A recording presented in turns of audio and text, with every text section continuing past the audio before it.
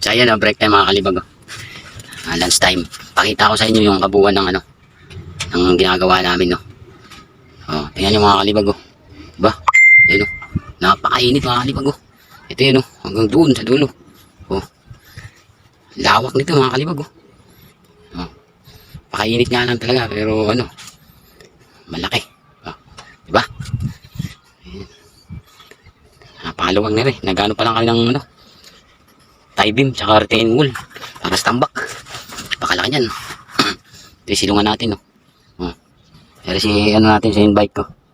Ayan, mabis pa natin.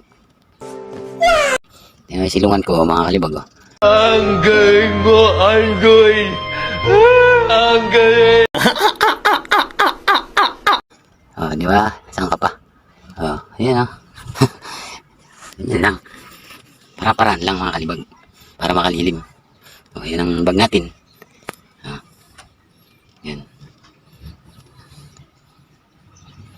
Malawak to. Medyo matagal-tagal pa to. Bago kami makatingin ng lilim.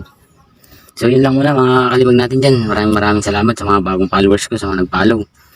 Maraming salamat talaga kahit paano eh. Napapansin nyo yung mga pinaghihirapan ko rin. Hindi man gaanong kagandahan yung mga video ko mga kalibag. Pero pinaghihirapan pa rin natin yan. Kaya maraming salamat sa mga sumusuporta dyan. Sa mga nakakapanood, nagla-like, nag-share. Maraming salamat talaga. Linggo nga pala ngayon pero ano, pumasok tayo.